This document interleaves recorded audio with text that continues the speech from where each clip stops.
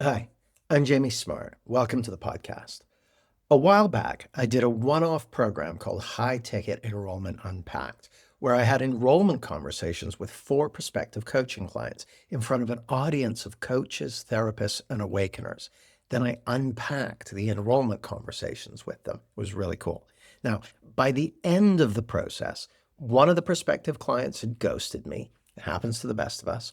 One of them had had to postpone due to personal reasons, but two of them enrolled on five-figure long-term coaching packages. Now, one of those coaching packages with executive coach Russell Davis just finished, so I thought it would be great to have a check-in with him and give people the chance to ask him questions. Now, as far as I'm aware, this is the only time a client has ever been enrolled live in front of an audience, then had the chance for a check-in with the audience at the end of the process. So I really enjoyed the challenge. And here's the thing. The first step to enrolling a client on a high ticket package is something most coaches overlook.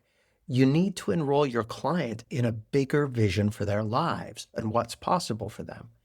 And what needs to happen before you can do that? You need to enroll yourself in a bigger vision for your life and what's possible for you as a coach. Now, part of my vision for you is that you fall in love with enrollment conversations so you can grow your business and make the difference you're here to make. And if you're an experienced coach who already loves them, I want you to fall even more deeply in love with them. This conversation with Russell Davis is part of that process. Now, by the way, the recordings of the entire High Ticket Enrollment Unpacked program, including my enrollment conversations with Russell, are now available as part of my Coaching Mastery Bundle. As you may have heard, I'm making some big changes. I'm in the process of retiring, and I've just wrapped up my last ever Clarity certification training after 14 years. Clients have been reaching out to my team asking if there are other opportunities to work closely with me live. People want to learn how they can coach and teach with the principles because they recognize the value of creating profound transformation with their clients. The Coaching Mastery Bundle is my answer to those questions, and it includes tickets to my live 3-day workshop, Advanced Coaching Skills and Therapeutic Wizardry, that I'm running in September. Now, this is my last public event scheduled for 2025, and I've cleared my calendar for 2026, so this may well be your last chance to work with me in this way. To find out more, go to jamiesmart.com/mastery. That's jamiesmart.com/mastery. Now, this special package closes this Friday, so check it out now to avoid missing out. And here's my conversation with Russell Davis. All right, you wonderful people. Welcome, welcome, welcome. Lovely to see you guys. And I've really been looking forward to this for a couple of reasons. Um,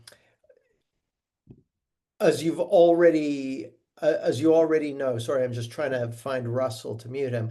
My guest tonight is executive coach, best-selling author, community leader, longtime friend and colleague and client, Mr. Russell Davis. And Russell, as you probably know, was one of four clients who joined me on a program I started nearly 2 years ago, and it was called High Ticket Enrollment Unpacked. And I wanted to do something that not only I had never done before, but I'm not sure if it had ever been done before by anyone. As far as I know, there may be a an exception to this, but the High Ticket Enrollment Unpacked program is the only thing of its sort that's ever been done. What that means is that the video recordings of High Ticket Enrollment Unpacked are the only example of that, as far as I know.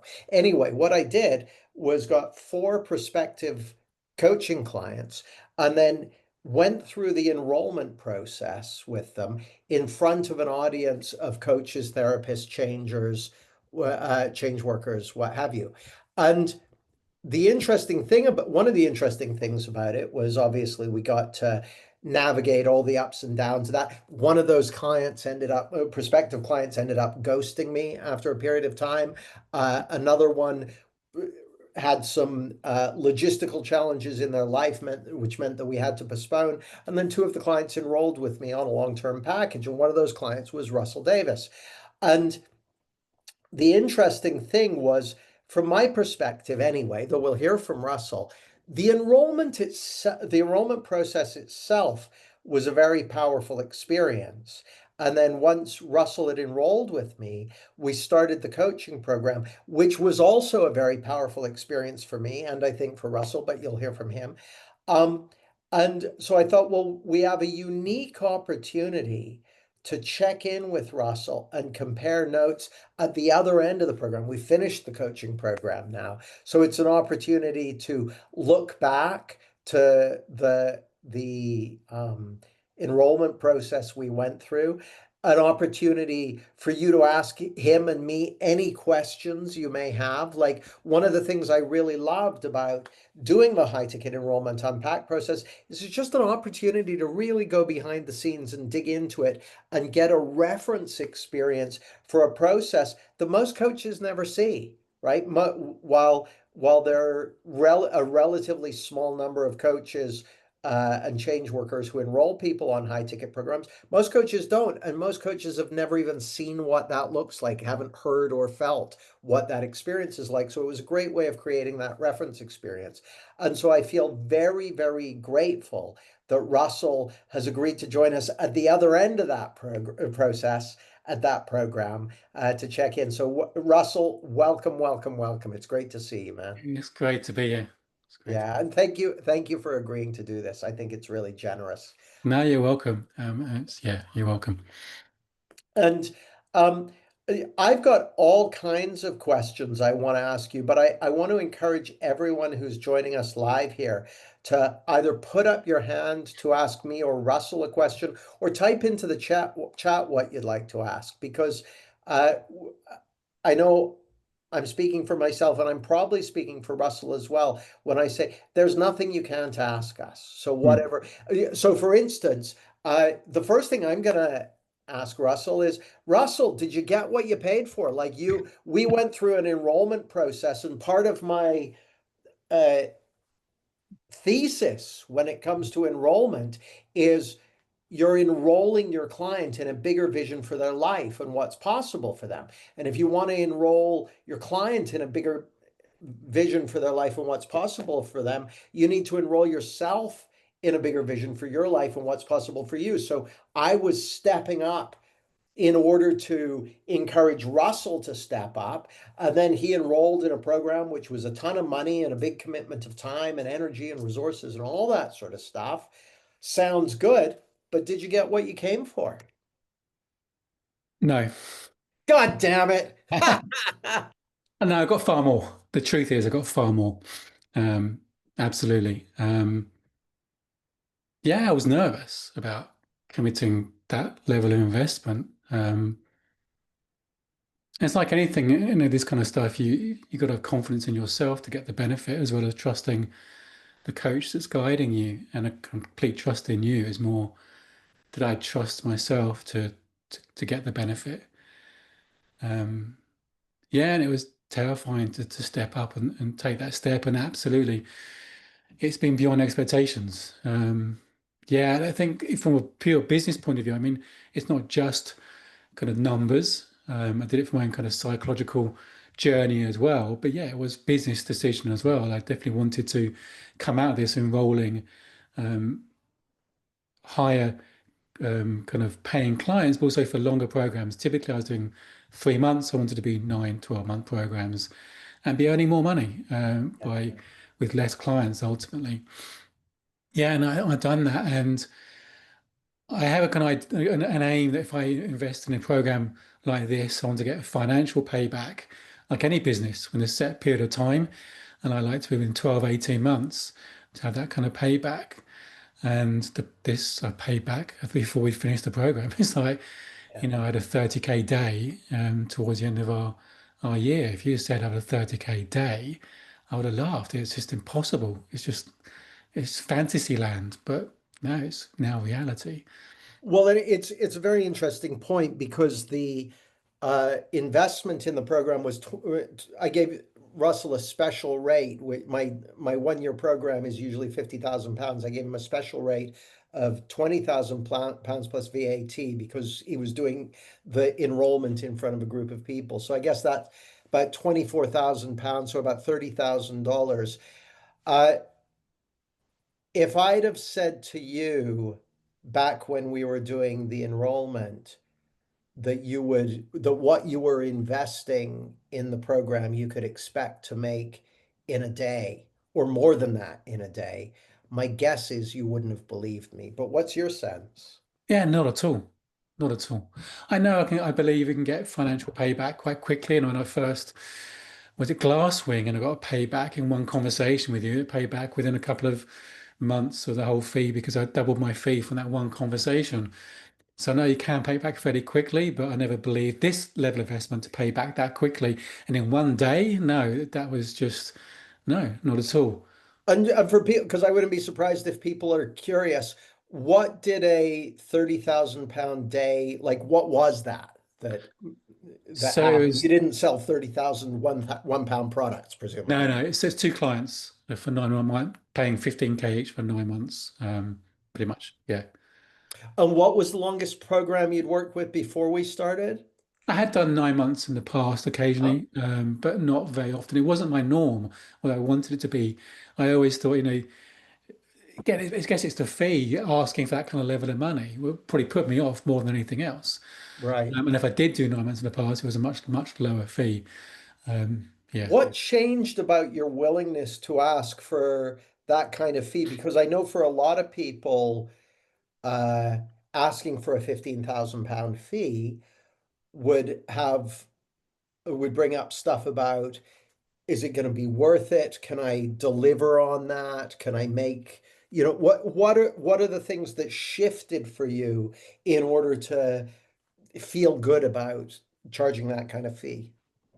The first thing, I think the biggest thing that shifted was actually not even thinking about the fee, thinking about what is it I want to create. And Mhm. one of our, fairly on in the year, we talked about you picked up and I use the term ex-client for Mhm. clients I've worked with in the past, and you pointed out our relationship when I've known you, I don't know how long, many years, 15 years or something crazy, be working together on and off for the last, um, 10 years, I don't know, many, many years. And you pointed out there's some periods of time where I'm in a paid program with you, and other many years we're not in between. And if you reached out to me, I'd love to hear from you. And it's like, and he helped me see that these clients have a special relationship with me. They like me, they trust me. And if I pick up the phone and or message them, it's not annoying, but I was worried about coming across as trying to sell something or needy. They get my weekly emails. That's enough, and help me see that I like these longer term relations. I like to keep in touch with people. I want to see how they progresses over a longer period of time, and help me see that that's what I'm about. That's what I want to do: create a sense of community, and have longer term relationships, and make a bigger impact in that way. So it's more about no, this is what I want to bring into the world. This is who I am. This is what I want to do, and focus on that, and not focus about the number. It's not Mhm. about the fee. It's about what I want to bring into the world.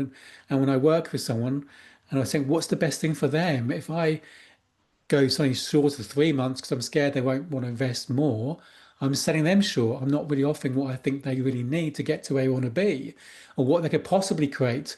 So I slowed down my intake conversations, getting really clear what is that they really want to create longer term. They Mm. say they want X, Y, and Z. Okay, if you had that, and just really getting clear about the vision, the purpose, the bigger picture, and focus on that. And I realized, okay, I want to help them create that. And then the fee becomes secondary, and just it's just a number. Knowing if they say no, that's fine. Maybe create something shorter, something different. But I need to start with what I really think they could benefit from, but also what I'd love to, but the way I love to work. That's the way I love to Yeah. work. And maybe I'm not the right coach for them if they want a quick fix or something shorter. It's not what I'm about. And being true to myself is actually that's another theme about the year was about being true to myself and speaking my truth as a commitment to myself. As a Mhm. commitment to myself. I love that, and that's really coming across in what you're saying is it's about being true to yourself, it's about honesty, it's about doing right by your clients, even if in the process of doing right by them, they say, no, you're not the right coach for me, that's okay. Yeah. Like, Yeah, At least you've been yeah, honest and real and authentic and true with what you're proposing to yeah. them. And Yeah. it is a thread of also seeing the value, really seeing that I believe, I know a coach who said he creates miracles. And I think actually, yeah, I believe I create miracles with my clients. I change lives and really seeing that and holding on to that belief and the impact. So there's that thread as well, like seeing the value of it. Yeah, I really like that, Russell. And Russell, Fiona's asked, lovely to see you, Fiona. What was it that was said that you felt that you heard from Jamie that caused you to tip over the edge from a no to a maybe into a hell yes and pay all that money? What was the tipping point, or what was it about the process that got you to yes? It was a great question, Fiona. Great, great question. I think it was, I don't know how many conversations we had, three or four, but that final one where I've always said in the past, most of our conversations we've had, I either kind of cry or swear at you because either you make me cry, you touch something into my heart, or I swear because you point out something I don't really want to be seeing, but I need to see. And you said I was dragging my feet, and I really, my response, I don't know if I said this to you, my internal response was, fuck that, I haven't been dragging my feet. It's literally logistics, calendars. You went away for a week, it's like that was going on in my head, and it kind of, no, I haven't been dragging my feet. But if I got really quiet and honest with myself, there was an element of dragging my feet. There was. I was really honest. Um, and that conversation really hit home and really spoke to the truth of me. And it really helped me see that you see things in me I don't see myself. You are the right person to guide me where I need to go and want to go. And that trust in you not being scared to go to have those kind of conversations, that was the tipping point, realizing, okay, this is terrifying. It felt like a stepping off a precipice into the unknown. And I couldn't, there's nothing that can make me comfortable with that, nothing. And I was looking for comfort as the right thing, I was going to get to want to be, but nothing apart from trusting the guide and Mm, trusting, okay, I know this is the next step of my journey. You are the right guide for this. And if I want to do this journey, it's got to be with you, or don't do it, or don't do mm. it.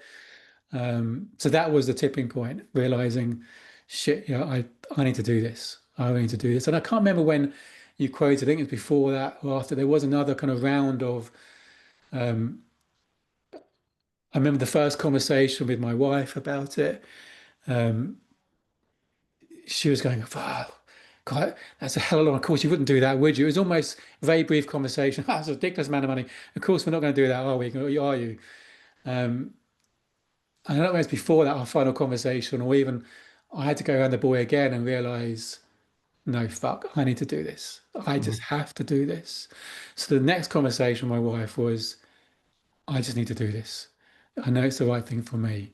And without a blink, she said, do it, do it. It's so interesting. I want to pull out a couple of things from what you've been saying. So the thing about dragging your feet, the sudden realization I had, and it may have been our fourth or even our fifth conversation.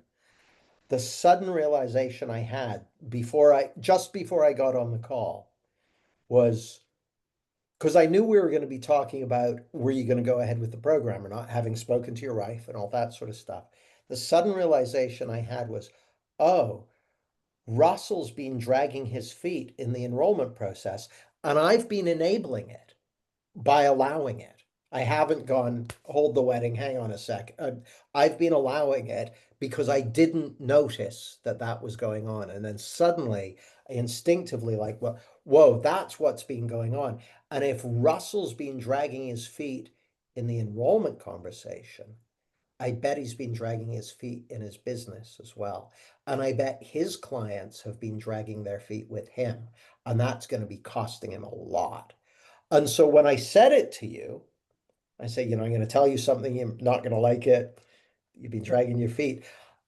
It was clear to me, or it seemed very, very likely to me that it would inspire a fuck you kind of response. And I definitely ran the risk of you being really annoyed with me and telling me to go to hell, which would have been understandable and reasonable. So that was, but there's something about, for me, there's something about the art of enrollment when it comes to coaching is about being willing to go there, because the thing that I know is my desire to be of service to you is more important than the desire to do the deal, Yeah. right? So that's the first thing. Yeah. Feel free to feedback on that before I go to the second thing. No, yeah, I was going to say, because I didn't enter this process expecting to be working with you at all. I think I said at the beginning, I Yeah, said, you did. Jamie, I'd love to. I'll take any conversation for you. If it's free, I don't care if it's for an audience, it's free coaching, but I can't afford to work with you. There's no way I can afford to work with you. You said, oh, forget about that. It was just play. If you're open to play, play. So I wasn't expecting to invest any amount, no 10K, 20K. I wasn't expecting to do that at all. Yeah. So And to say there's be that fair, when level I of said service that, switched it. when I said that to you before we even started the process, I was like, this will be really interesting. However, it turns out, it's going to be interesting. It's going to be an adventure for me. It's going to be an adventure for Russell. It's going to be fascinating for the people who are watching. So I knew it would be a positive experience, but I didn't know whether you'd sign up for anything. I didn't know whether we'd figure out anything. So I love that. The second thing I wanted to mention is it's really fascinating. It makes a lot of sense to me what you said about when I first proposed the package to you and you told your wife, she was like, "Yeah, you're not going to do that, are you? That's a ridiculous amount of money." You're like, "Yeah, probably not." Da, da, da, da. End of conversation. And then once you saw it for yourself and you were committed, as soon as you said to her, "I got to do it," she picked up on your energy the first time and the second time. And when your energy shifted, her response shifted. It's why when a client, as they often do, like I'll propose a package for a very large, typically a investment of time, energy, and money. And the client will say, I've got to go and speak to my partner about it, my wife, my husband, my boss, whoever it might be. My response is, of course you do. That's totally appropriate. But here's what I suggest. Before you go and speak to them, take some time to sit and decide, am I up for this or not? Am I a hell yes for this or not? Because if you're not, you don't even need to speak to them. And if you are, they'll pick up on your energy. And that won't mean they'll say yes, but they'll be a lot more positive towards it than if you bring them a wishy-washy energy. Mm, mm. Yeah, great question, Fiona. I think the length of time for the 215K fees were 9 months. Is that correct, Russell? Yes. Yeah. Fiona asked about that. Greg, go ahead. Hey, Jamie. Hey, Russell. Great to see you. Okay. I'm curious about I guess the coaching in general over the course of the year. Like, if you started with this kind of insight about dragging your feet, and I'm curious, over the course of the weeks, if there was kind of like mini insights along the way, or if there were like big milestone insights. Like, I'm just curious what that whole journey was like for you, kind of right up to the end of it. So it started with an intensive, and that was I found really powerful about bringing me home again, reminding me that there's no separation between me and the energy of life. That was more. We touched a little about business, but it was more the psychological element of me being home. Obviously, talking about business conversations, but come back to my sense of being.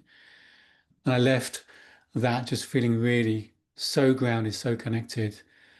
Um, yeah, I remember, even the beginning of the second day, thinking about praying, connecting to the oneness of life. And even the thought of prayer was weird because prayer assumes there's a disconnect between you and whoever you're praying to. Realize, no, it's God within me. And so that was more, it's really kind of deep psychological grounding experience.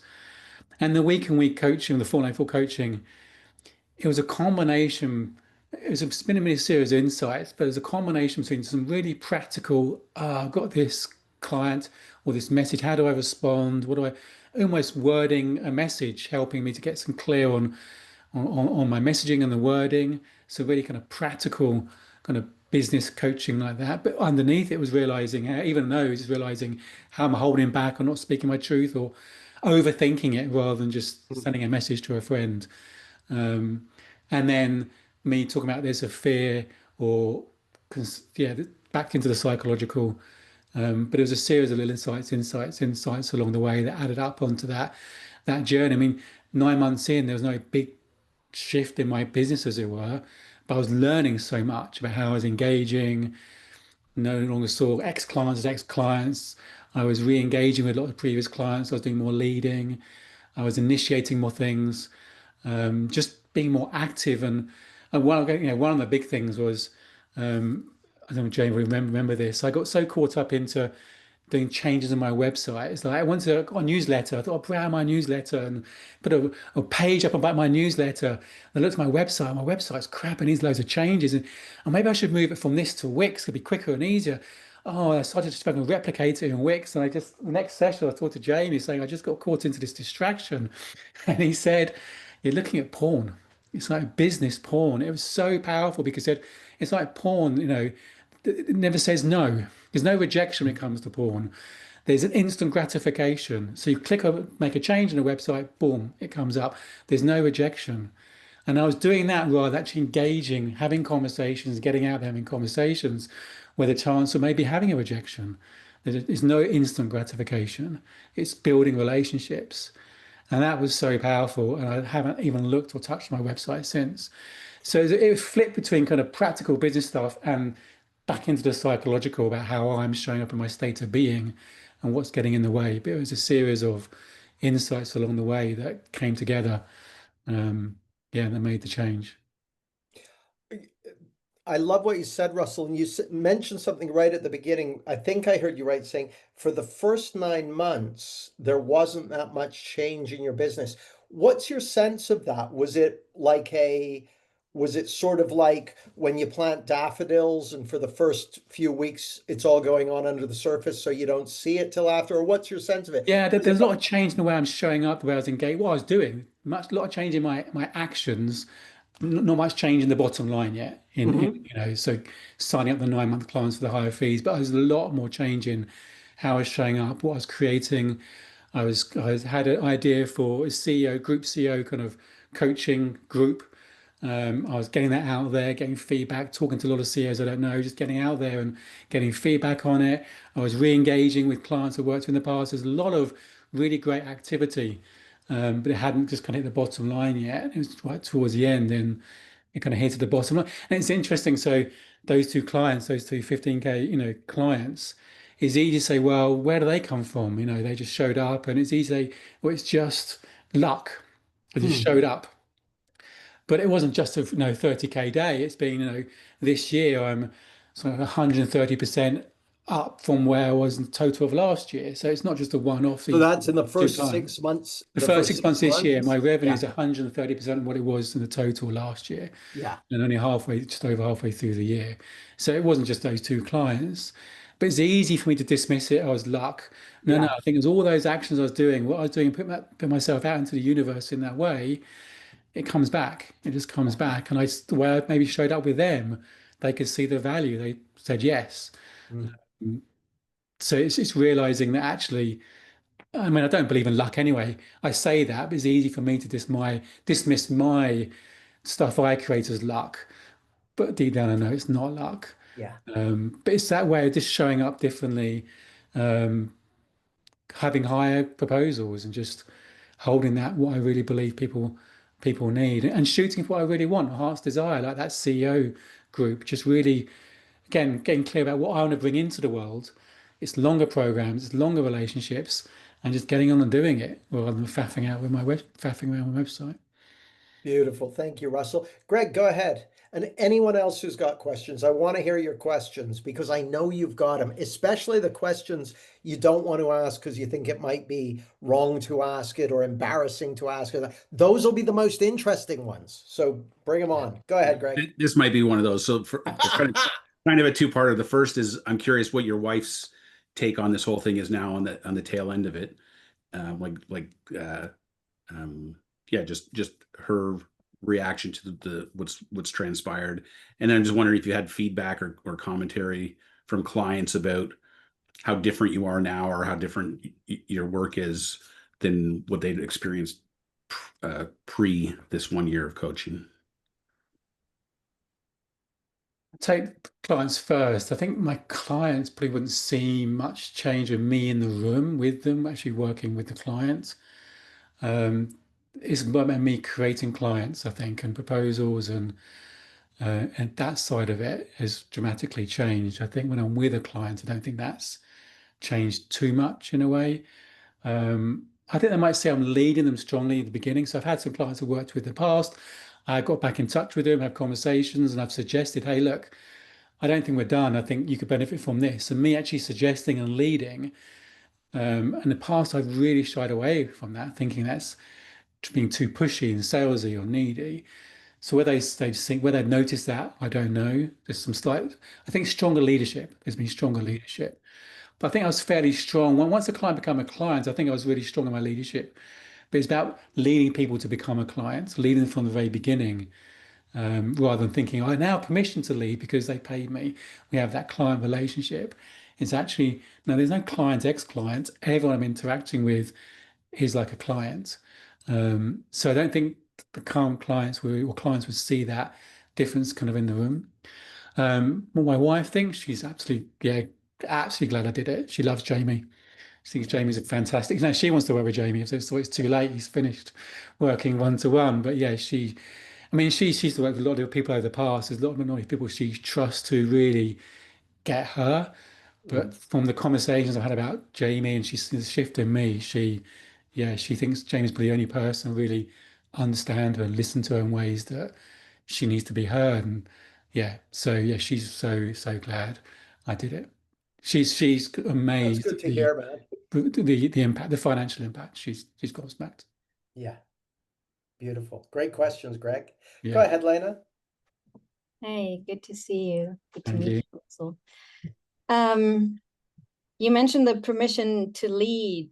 And I wonder, like, what shifted for you internally? Like, what did you know to be true about yourself afterwards that you didn't see or feel in your system before? Great question. Yeah, I think it's that I am a leader.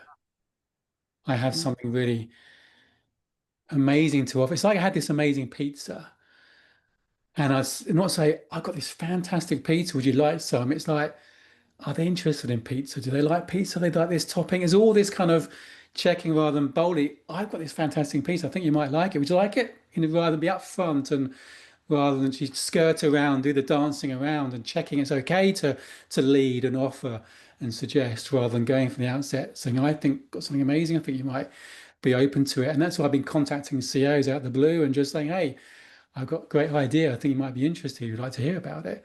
And just having that upfront, I guess, belief in I have something amazing that I think they may be interested in, and leading for more strongly from the beginning rather than just testing whether they may be interested. It's safe to share it. What are they going to think of me? Just that dancing around rather than just going in more directly.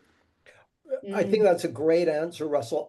I know that people would be interested to hear a little bit more about uh, the bold suggestions, for instance, that you're making to CEOs. How does that work? Like, take us through the nuts and bolts of that. So I start with there's two different ways. One way I've been doing it is so I've got this idea of this CEO kind of group. Like I'm a part of a men's group. I love it. And the regularity we meet, we got each other's back. I love that kind of sense of that mutual support, and have a vision for CEOs having a regular group coaching where the relationships build within the group and they support each other, got each other's back, and ideally kind of face to face. So I've got this vision, and there's some organisers around the country do this kind of stuff, but nothing down in Cornwall. So I just contacted some CEOs. A lot of them I didn't know, one or two I did know, and said, look, I've got this idea.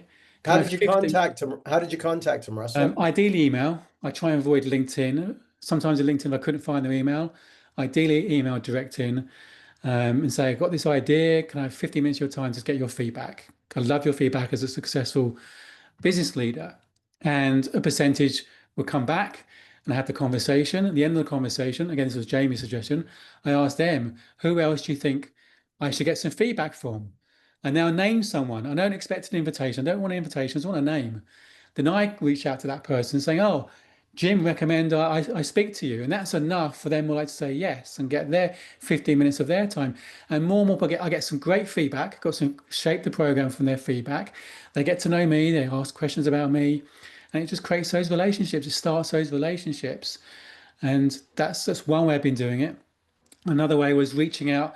I'm quite interested in tech for good. I used to work in the tech environment, but tech for good, I'm fascinated by. I had to work for Crowdfunder and the founder of Crowdfund and people like that. So I worked out who's in that space, and I found a venture capitalist company in London that specializes in tech for good, funding tech for good companies and supporting them.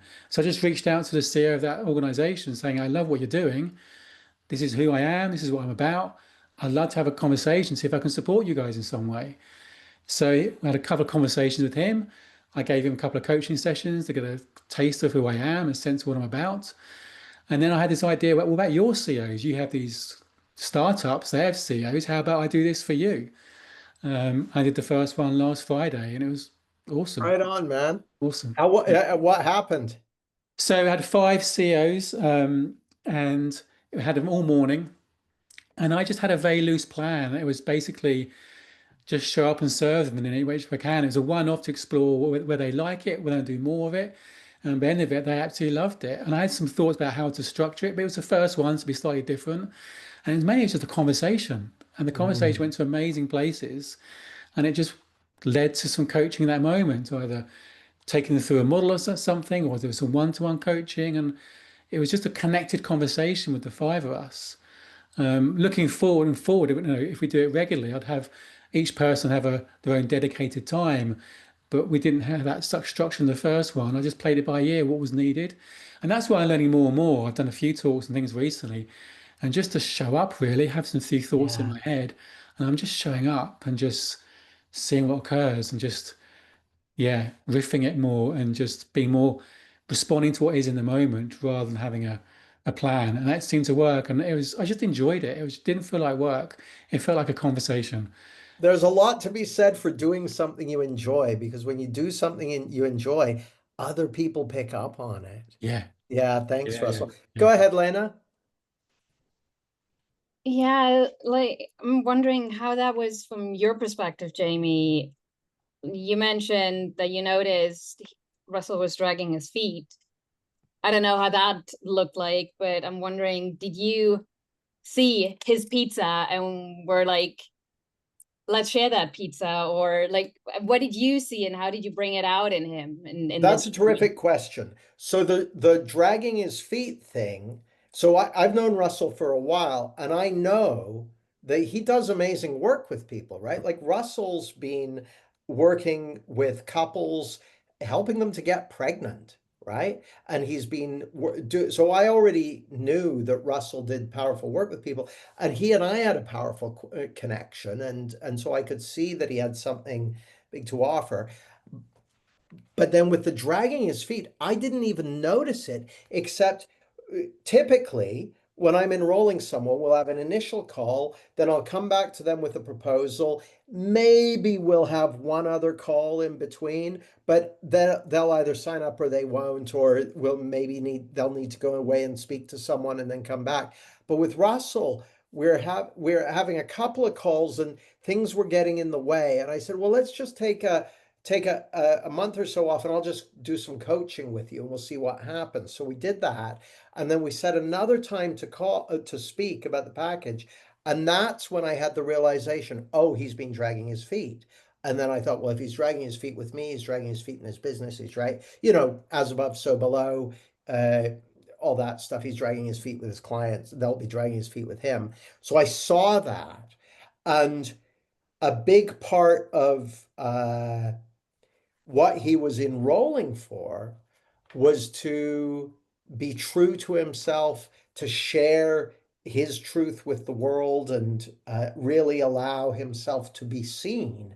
So that was a very clear compass for me in all our conversations. Like in this conversation, is Russell allowing himself to be seen? Is he being true to himself? Is he speaking his truth and putting it out there? Or is he constricting? Is he contracting? Is he collapsing?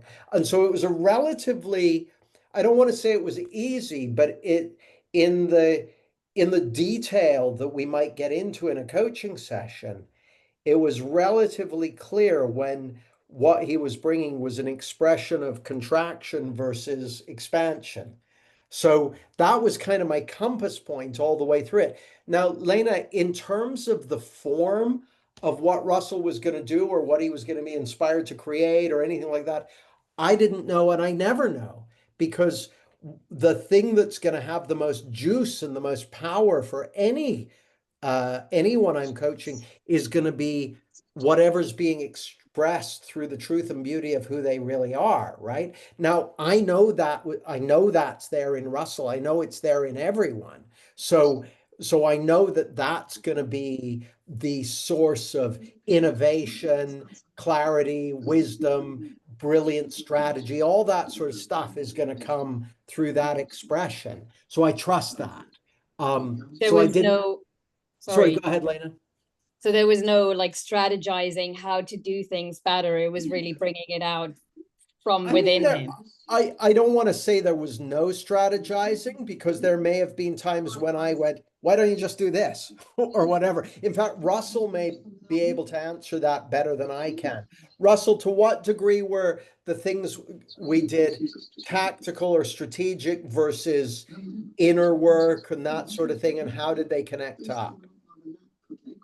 As I said before, I think there was definitely a combination of both the tactical, strategic, and inner work. And it was I don't know how much, pretty 50-50. I didn't see it was very strong on one way or the other. It just flipped from one to the other quite seamlessly. Sometimes I wanted to bring some tactical stuff, strategic stuff. Sometimes I wanted to bring some psychological, but sometimes in the conversation it flipped from one to the other. Yeah, and just on the dragging your feet, what come to mind from my perspective, I think you might have said at one point in the enrollment about dragging your feet. Do your clients drag their feet in saying yes? And I had to be honest, well, maybe they do, but now I can see much they did. Very much now there's less dragging of feet.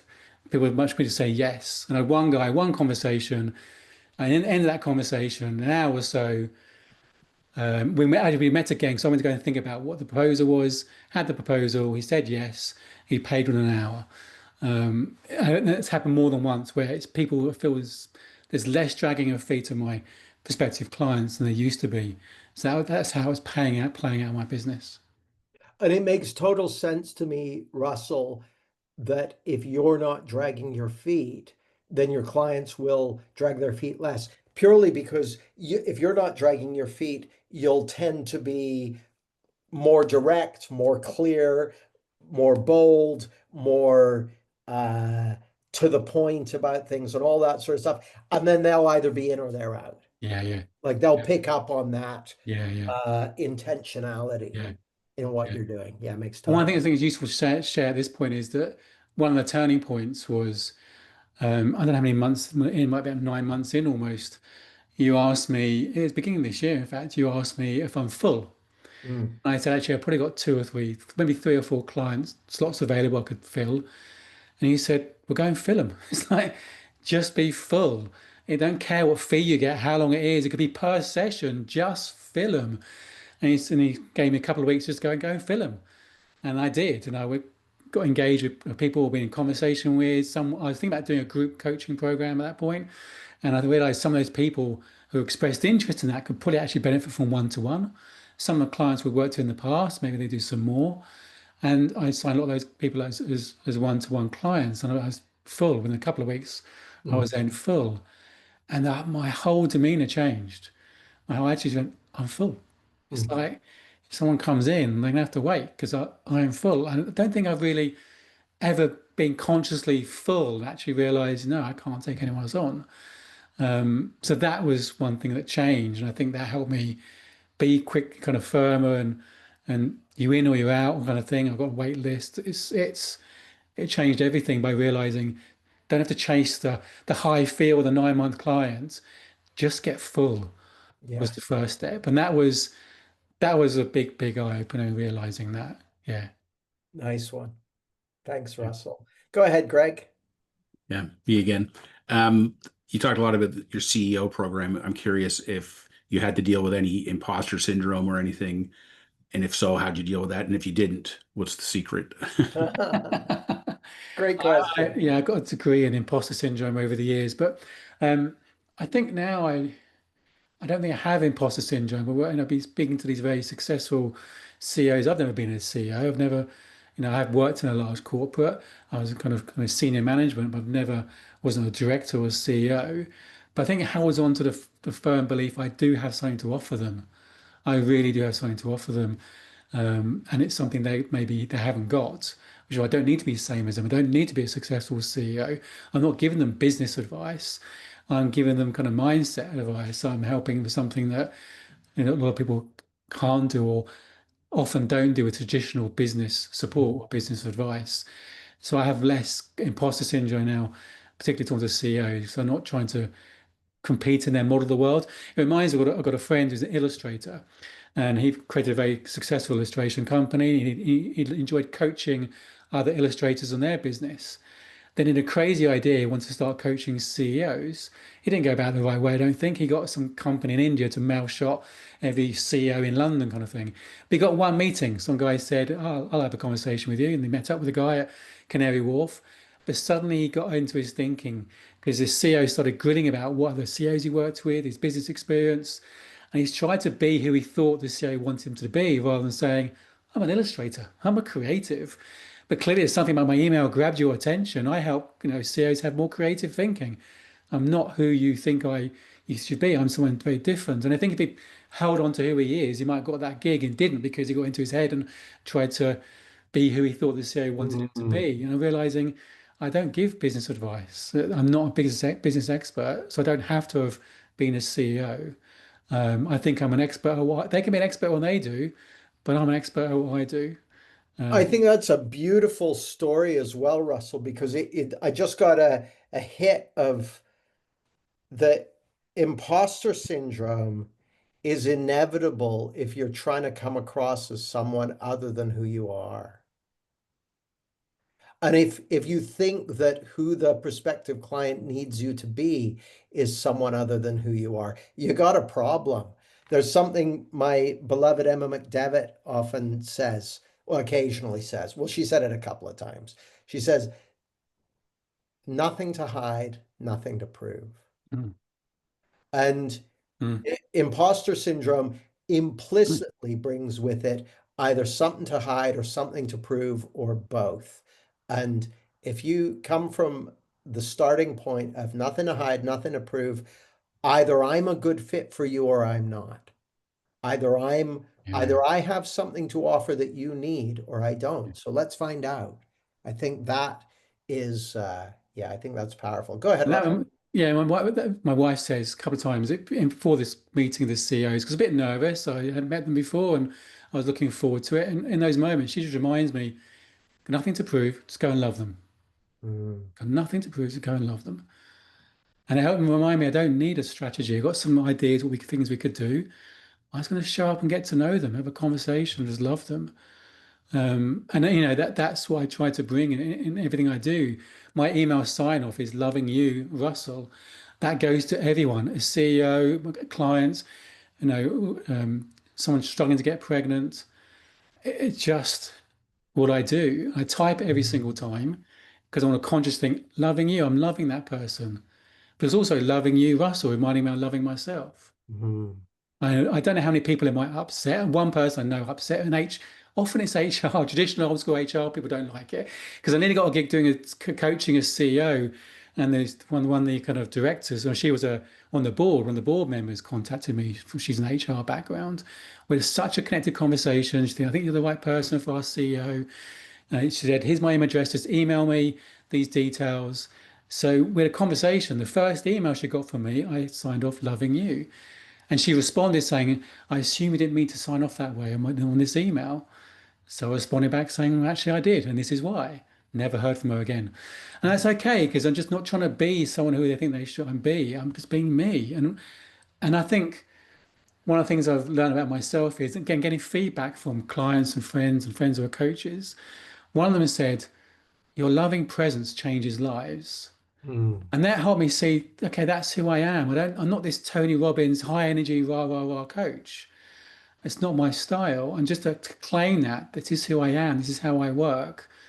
And yeah, hopefully that comes across. And those who connect with it, great. Those who don't aren't my clients. Yeah, I think that's really important what you just said.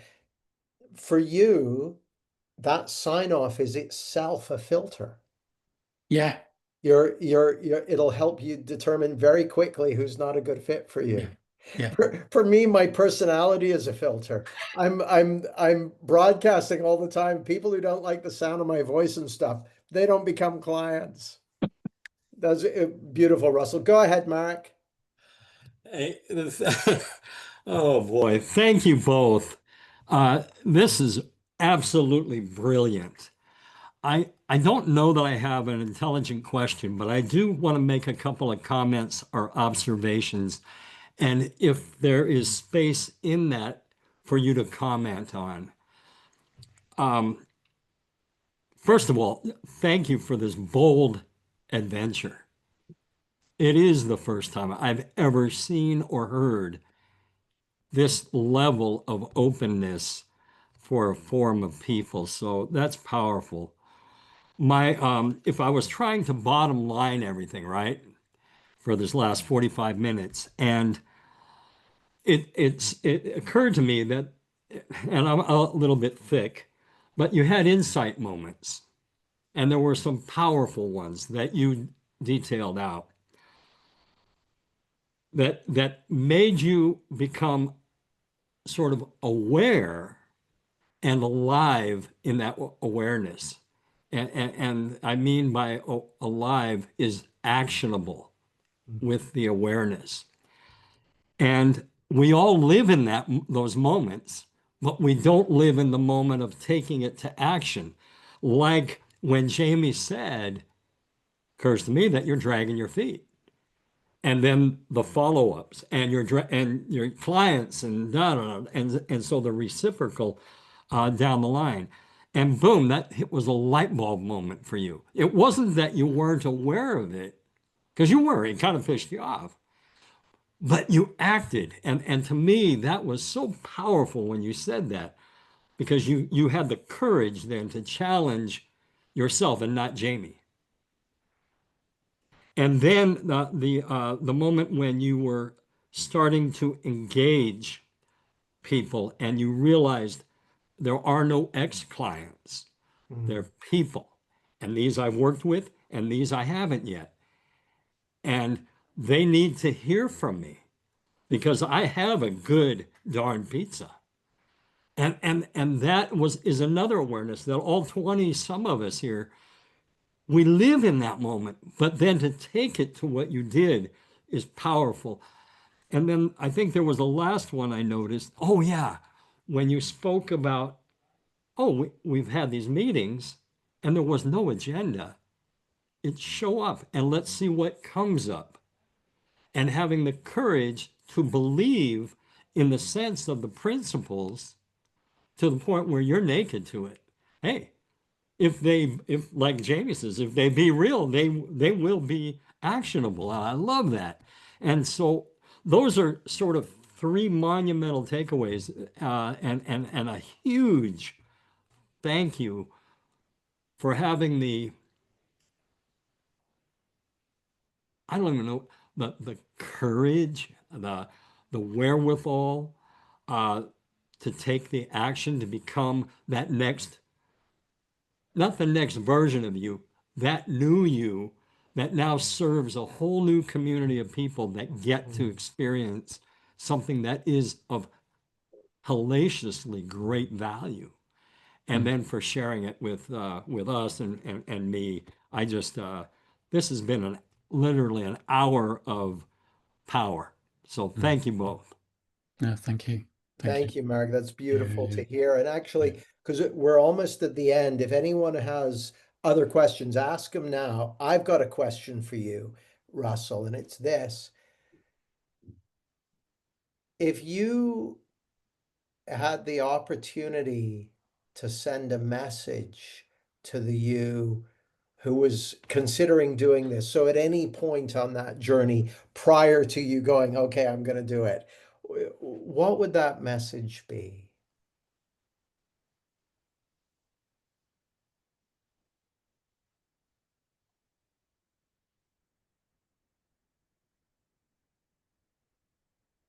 You are far more capable than you think you are. Mm. You are far more capable than you think you are. There's so much comes to that, and also the universe has got your back. You don't have to do this alone. Mm. One of the things that really struck me over the year was how much I thought I had to solve all my problems. I had to come up with the answer. I had to work out how I get the clients, rather than just focus on being aligned, Mm. mind and being grounded. And yeah, answers and clarity come to me. That's been a massive, massive one. Just to focus on my heart's desires, the goal, and not worry about how I'm going to get there. Just be aligned. There's so There's some much of what you practicalities, some just, strategy, which I'll come back to, but that's the main thing. Yeah. there's so much of what you just said. So when you say kind of holding your heart's desire as the goal and then being aligned, what does that mean to you, Russell? Because I think that's crucial what you just said.